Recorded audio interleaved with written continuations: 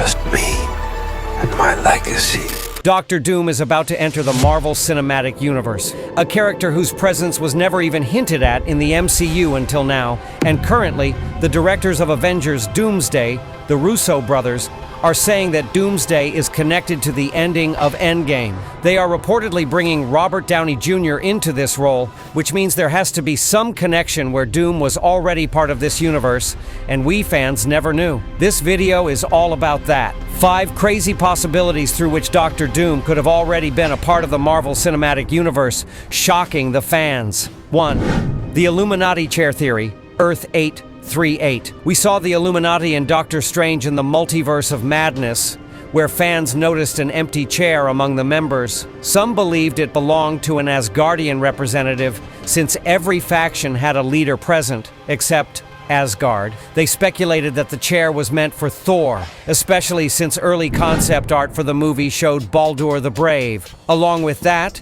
we were supposed to see a variant of Iron Man, possibly Superior Iron Man. But none of these appeared in the final film. Now Marvel could cleverly retcon this and claim that the empty seat was meant for Doctor Doom. What if Robert Downey Jr. is actually playing a variant, not Superior Iron Man, but Doctor Doom? Perhaps he created the Ultron Sentries and wasn't present during the Illuminati event because he was busy with something critical in Latveria. Once he learns that Strange showed up and Wanda destroyed the Illuminati, that could spark his anger, especially if the responsibility of defending Earth now falls solely on Doom. He could have witnessed the incursions firsthand and sets out to get revenge on Wanda and hunt down Doctor Strange, given Doom's own connection to the multiversal collapses. There were rumors some time ago suggesting that Doctor Doom and Wanda would have a shared arc in Doomsday. If Doom is from Earth 838, this theory would explain why he wants to destroy everything and create Battleworld,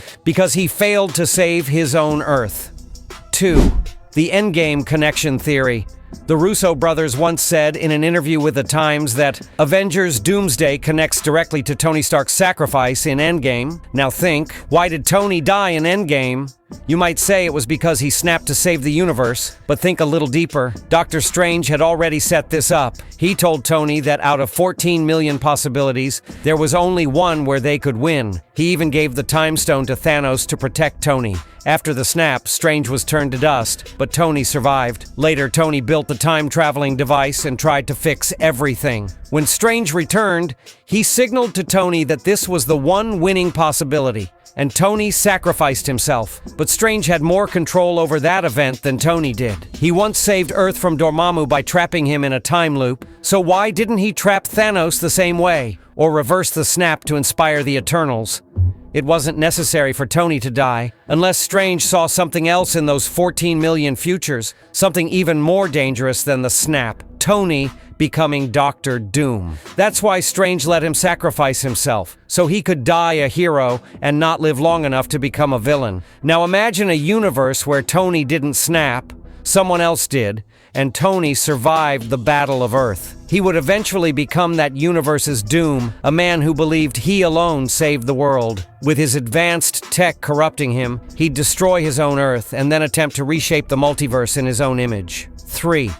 The Dreamwalking Theory. Multiverse of Madness introduced the concept of dreamwalking, where a sorcerer can control the body of their variant in another universe. Wanda dreamwalked into a living version of herself. But Strange went further. He dreamwalked into a dead body. Now imagine if Doom did the same. This theory suggests that the MCU's Tony Stark was actually a variant of Victor Von Doom, adopted by Howard and Maria Stark. At the end of Endgame, Doom could dreamwalk into Tony's dead body, not just to observe, but to access the time travel platform and GPS created by Tony.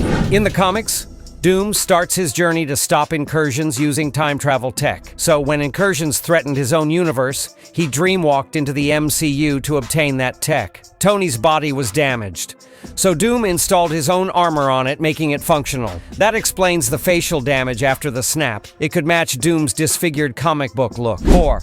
Tony Stark was adopted. The comics twist. You might have missed this detail in the previous theory. In the comics, Tony Stark is actually adopted. His real name is Anthony, but his biological brother is Arno Stark. His real parents were secret agents. In the multiverse, what if Tony was born in Latveria to a witch or sorcerer, and then adopted by Howard and Maria? Maybe even going back in time to live with Peggy changed him and planted the seeds of doom. This could be the path Marvel takes, where Tony's past and adoption become the roots of his transformation into doom. The Memory-Erasure Theory. Remember Spider-Man, No Way Home, where Dr. Strange erased everyone's memory of Peter Parker? What if Doom did the same, erasing all memory of himself and Latveria from the world? He did this to protect Latveria from outside chaos, but when incursions threatened the multiverse, he had to reveal himself. Maybe Doom saves the multiverse from the first incursion, sacrificing himself, but his soul transfers into the body of another Tony or Victor from a doomed Earth, one who looks exactly like Robert Downey Jr., right? Now imagine this. In New Avengers, when the heroes go to destroy another Earth to stop an incursion, they're intercepted by Sam's Avengers team. This gives the other Earth a chance, but what if Doom wipes out the team alone? That would not only showcase his terrifying power, but shock the entire audience. From Strange's 14 million outcomes to Wanda's dreamwalking, from comic book adoption twists to Steve's time travel, all of it seems to have perfectly laid the groundwork for Doom's entry. Now we just have to see which path Marvel chooses. As a superhero fan, I've come up with all these crazy theories. Imagine what the filmmakers are planning. But until then, all we have are these wild possibilities to discuss. So I've shared 5 mind-blowing theories, or rather possibilities with you. Were they crazy enough? Now it's your turn. Tell us which of these theories you like the most.